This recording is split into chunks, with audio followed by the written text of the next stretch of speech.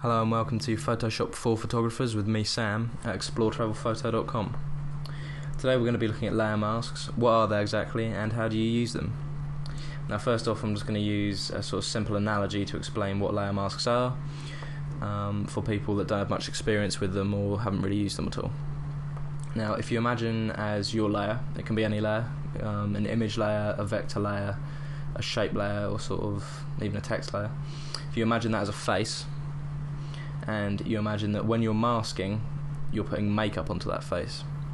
Now you can put many different forms of makeup onto that face, you can do it in many different ways, in the same way that you can mask one layer many different times, but underneath that face is still the same. So underneath all the masks, if you've had 5, or if you've just got one, underneath any masks, the base layer is still the same. So this photograph I've got here, this will not change no matter how many masks I add onto it. Whereas if you just work with one layer and you make a mistake and you're not using a layer mask, then you can't undo it and you have to start all over again. So in that sense you can imagine that someone's got a tattoo on their face, you can't get rid of it and you're sort of stuck that way.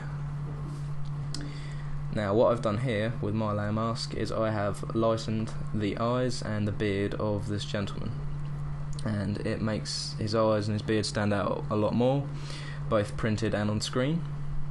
I'll just turn it off and on so you can see,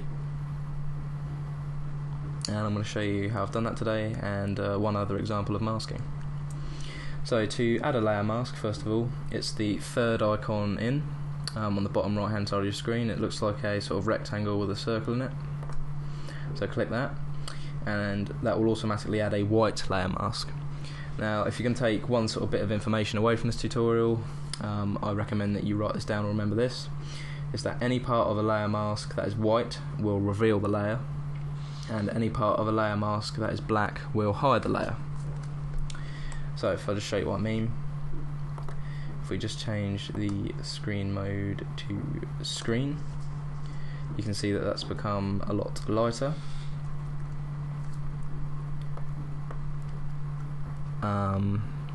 However, if you wanted to do it the way I've done it, here's how to delete your layer. You simply drag it to the little bin icon down there and it will ask you apply to layer before removing. I don't want to, so I'm just going to click delete. So if you hold down Alt on your keyboard and click the layer mask button again, that will add a black layer mask. And as you can see, when I added it, it completely has masked the layer underneath, so you can't see what it looks like. But we know what it looks like, we know it's lighter. So if I get a brush, make it smaller first of all, and it's black, so you're going to want to be painting white on black, and when it's white you're going to want to paint black on it. Going to want to zoom in. I'm just going to do this quick, but if this was your own image, obviously you're going to be working on it with a lot more care. So 57%, that should be sort of enough. So this is just lightening his eyes, making them a lot more bright, making them more sort of interesting, giving them a bit more character as well. Now I also lightened his beard just because I thought it would look very interesting, and when I printed it, it did. It made the beard sort of stand out more. People always ask me how you get so detailed, how you got it so light. Well, I've got it so light by doing this, and I got it so detailed by using sharpening techniques, which I've covered in another tutorial. That's on my website if you'd like to have a look at that as well.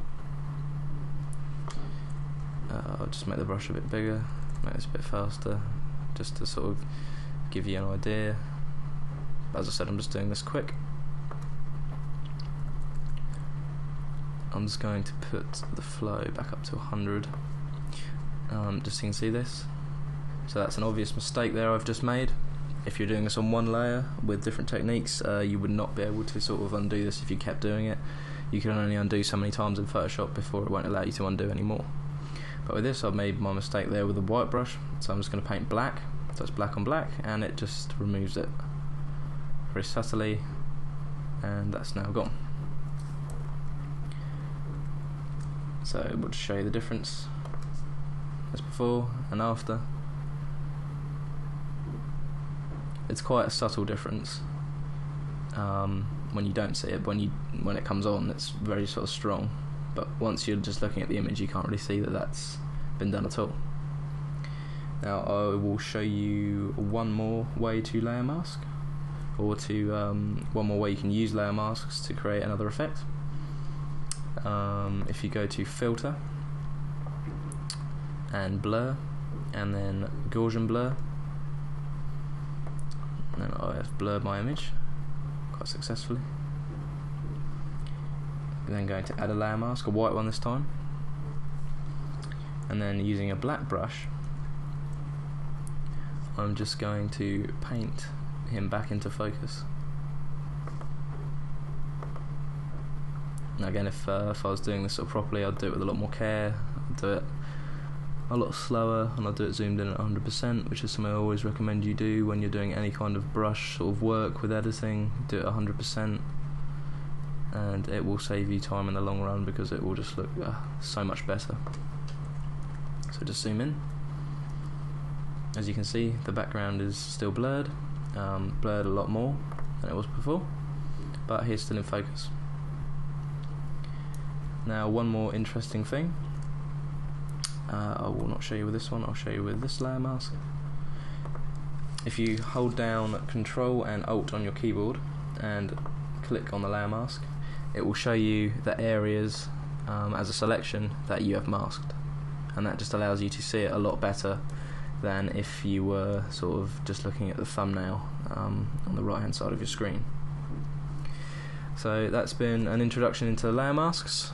I've been Sam with ExploreTravelPhoto.com. Thank you very much for watching and listening. Please check out my website. It's got all the sort of my latest blog posts about photography. It's got these tutorials, and it's got my photography on it.